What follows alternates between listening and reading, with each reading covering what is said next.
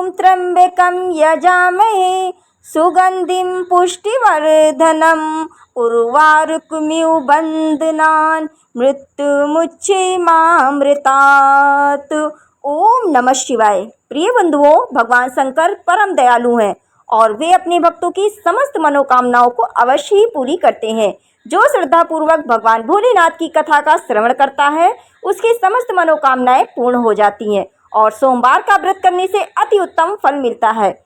इस व्रत को करने से सभी प्रकार के रोग और शोक दूर होते हैं। कुमारी कन्याओं को मन भावन पति मिलता है। आइए कथा का श्रवण करते हैं और भगवान भोलेनाथ का ध्यान करते हैं। ओम नमः शिवाय। यहाँ पर एक छोटी सी रिक्वेस्ट करेंगे, अगर कथा आपको थोड़ी भी पसंद आए तो प्लीज़ चैनल को सब्सक्राइब और लाइक जरूर से जरूर करिएगा। चलिए, ओम नमः शिवाय। ज्वालापुर नामक नगर में एक बहुत धनी साहूकार रहता था। उसके घर में धन की कोई कमी नहीं थी। उसे केवल एक दुख था कि उसके कोई पुत्र नहीं था। वह दिन रात यही चिंता करता रहता था कि वह पुत्र पाने की कामना से प्रत्येक सोमवार को शिव जी का व्रत और पूजन करता था तथा संध्या काल में शिव मंदिर में जाकर भगवान शिव जी के सामने दीपक जलाता था। उसके इस भक्ति भाव को देखकर एक दिन माता पार्वती जी ने भगवान शिव से कहा, प्रभु, यह साहूकार अनन्य भक्त है और आपका सदैव व्रत करता और पूजन करता, श्रद्धा पूर्वक आपकी पूजा करता है। आपको इसकी मनोकामना को पूरी अवश्य करनी चाहिए। माता पार्वती की बात सुनकर शिवजी ने कहा, हे पार्वती, यह संसार कर्म क्षेत्र है। जिस प्रकार किसान खेत में जैसा बीज बोता है वैसा ही फल काटता है, उसी प्रकार इस संसार में हर व्यक्ति अपने कर्मों के अनुसार ही फल भोगता है। तब माता पार्वती के अत्यंत आग्रह के साथ कहा, प्रभु, यह साहूकार आपका अनन्य भक्त है और यदि इसे कोई दुख है तो वह दुख आपको अवश्य ही दूर कर देना चाहिए, क्योंकि आप सदैव अपने भक्तों पर दयालु रहकर उनके दुखों को दूर करते हैं। यदि आप ऐसा नहीं करेंगे तो मनुष्य आपकी सेवा और व्रत क्यों करेंगे। माता पार्वती का ऐसा आग्रह देखकर भगवान शिव ने कहा, हे पार्वती, इस साहूकार के कोई पुत्र नहीं है। इसी चिंता में यह दुखी रहता है। इसके भाग्य में पुत्र न होने पर भी मैं इसे पुत्र की प्राप्ति का वर देता हूँ, पर इस पुत्र की आयु केवल 12 वर्ष की होगी। इसके पश्चात वह मृत्यु को प्राप्त हो जाएगा। इसके लिए इससे अधिक और मैं कुछ भी नहीं कर सकता। यह सारा वार्तालाप साहूकार सुन रहा था। इससे उसे ना तो कोई प्रसन्नता हुई और ना ही दुख हुआ। वह पहले की तरह ही भगवान शिवजी का व्रत और पूजन करता रहा। कुछ समय बीतने पर साहूकार की स्त्री गर्भवती हुई और 10वें महीने में उसे एक अति सुंदर पुत्र प्राप्त हुआ। साहूकार के घर में बहुत खुशी मनाई गई। साहूकार ने अपने निर्धनों तथा ब्राह्मणों को अन्न, वस्त्र और धन आदि का दान भी किया। उसने किसी को अपने पुत्र की आयु का भेद नहीं बताया। जब वह बालक 11 वर्ष का हो गया तो उस बालक की माता ने साहूकार से बालक के विवाह आदि के लिए आग्रह किया, लेकिन साहूकार ने कहा कि अभी मैं इसका विवाह नहीं करूंगा, इसे पढ़ने के लिए काशी भेजूंगा। फिर साहूकार ने अपने साले अर्थात बालक के मामा को बुलाकर और उसे बहुत सा धन देकर कहा, तुम इस बालक को पढ़ने के लिए काशी जी ले जाओ और रास्ते में जिस स्थान पर भी रुकना वहाँ यज्ञ तथा ब्राह्मणों को भोजन कराने के बाद ही आगे बढ़ना। वे दोनों मामा भांजे यज्ञ कराते और ब्राह्मणों को भोजन कराते हुए जा रहे थे। रास्ते में प्रताप नगर नामक एक शहर पड़ा।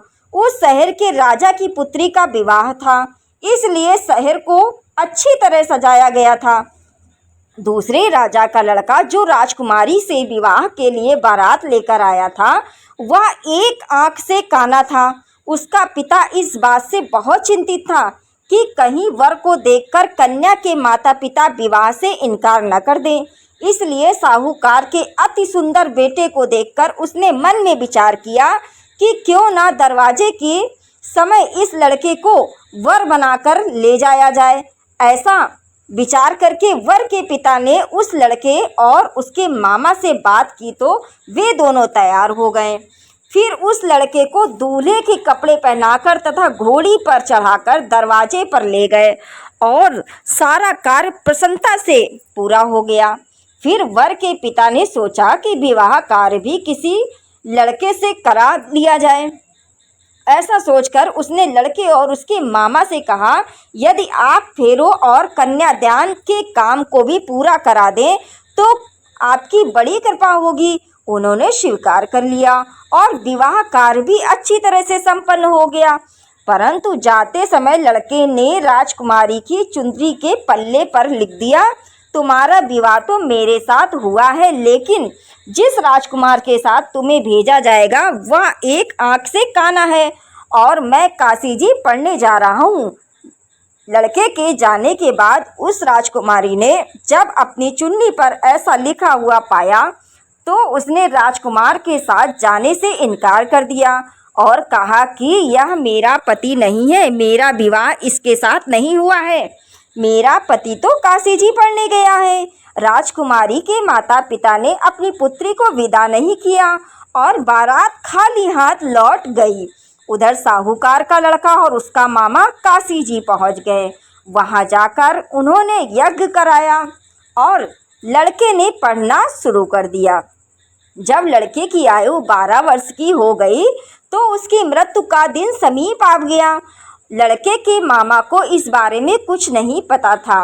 उस दिन उन्होंने यज्ञ का आयोजन किया हुआ था कि लड़के ने अपने मामा से कहा, मामा जी आज मेरी तबीयत कुछ ठीक नहीं है। मामा ने कहा, अंदर जाकर लेट जाओ।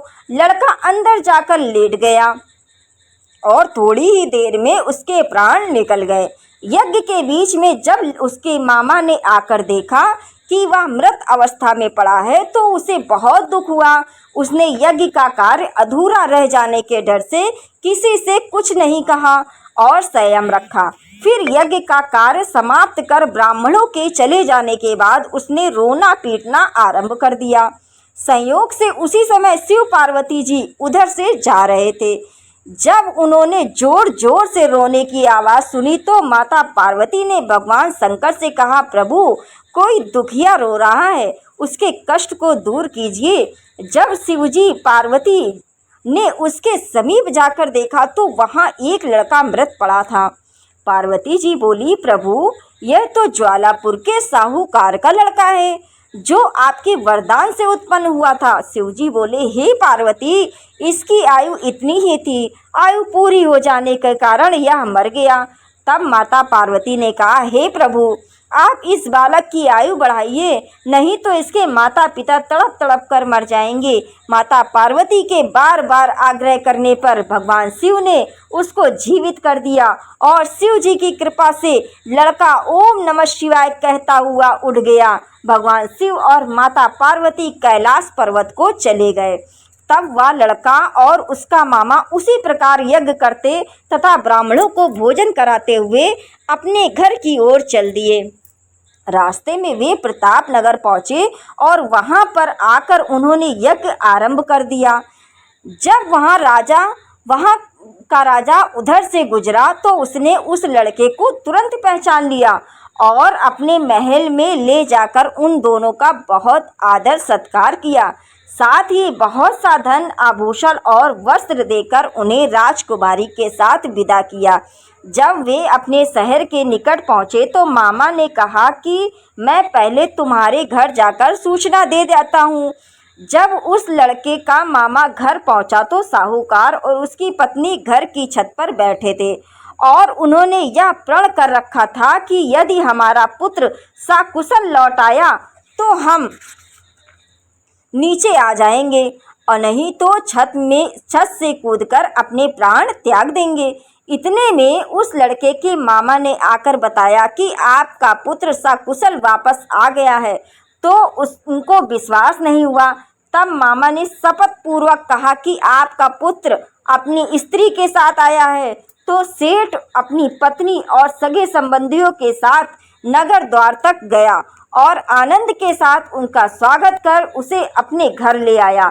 वे बड़ी प्रसन्नता के साथ रहने लगे। इसी प्रकार जो व्यक्ति सोमवार का व्रत करके भगवान शंकर तथा माता पार्वती का पूजन करता है अथवा इस कथा को पढ़ता है या फिर सुनता है, उसके सभी सारे दुख दूर हो जाते हैं और समस्त मनोकामनाएं पूर्ण हो जाती है। अब आरती करते हैं दोस्तों। ओम जय शिव ओंकारा, स्वामी हरि शिव ओंकारा, ब्रह्मा विष्णु सदा शिव अर्धांगिनी धारा।